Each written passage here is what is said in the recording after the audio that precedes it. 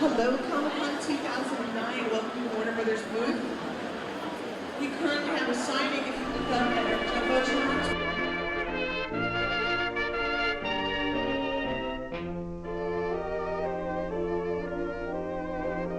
Jumbotron. This film is a character study told against the backdrop of the history of comic book collecting.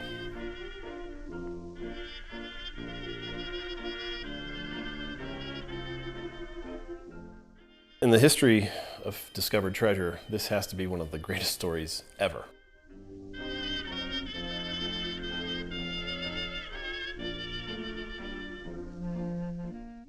The Edgar Church Mile High collection is considered the alpha and the omega for the comic book collector.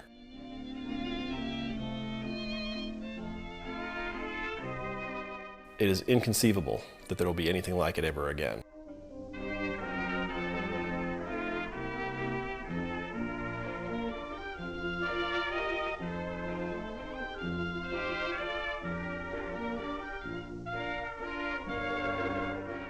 In January of 1977, the world of comic book collecting changed forever.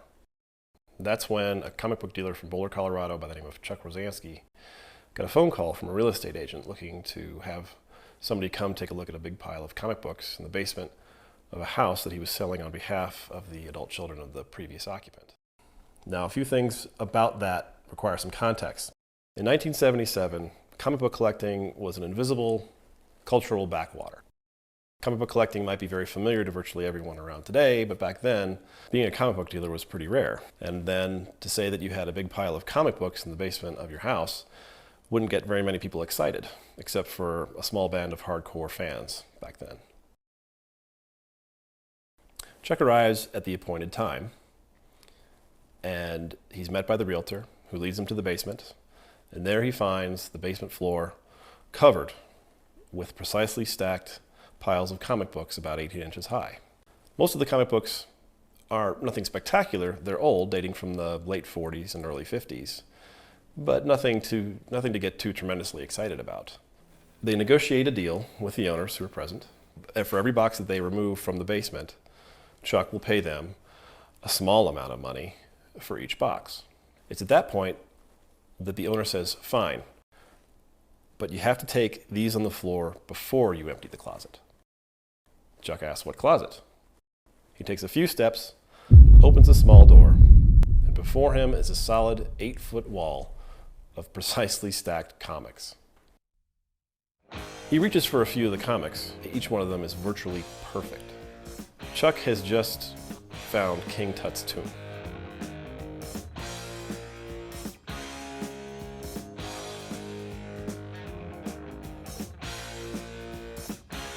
Chuck's actions that day set in motion a series of events that change his life forever, and basically for every comic book collector that there is.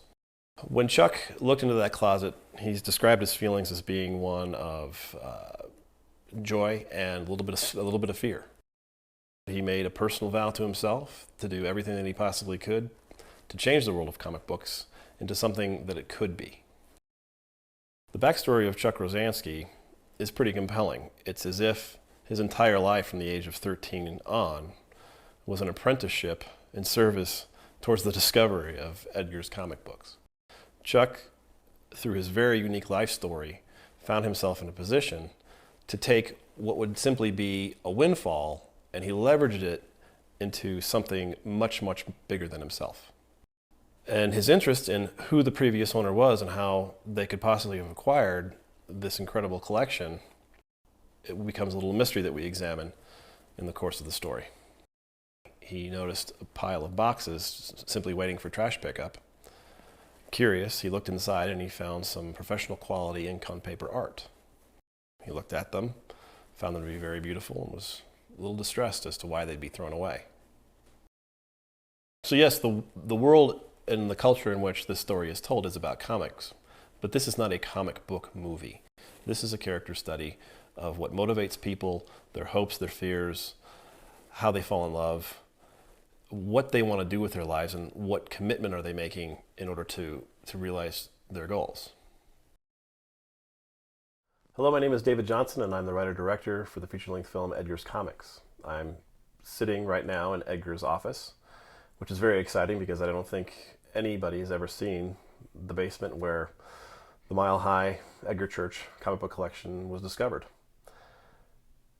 My objective for this Kickstarter campaign is to realistically produce the first act of the screenplay. And beyond that, any additional funds will be used simply to extend the screen time of telling that story.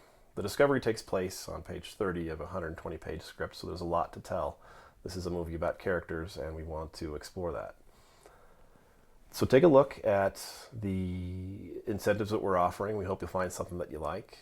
Again, the more money we raise beyond our goal will simply be put into production value for the film. We want to shoot on red digital cinema cameras. We want to pay professional technicians for their hard work. We would like to hire established actors and enjoy the benefits of their on-screen talent.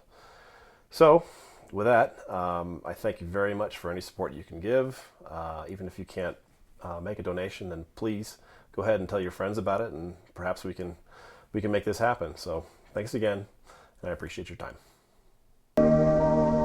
When it's springtime in the Rockies, I am calling.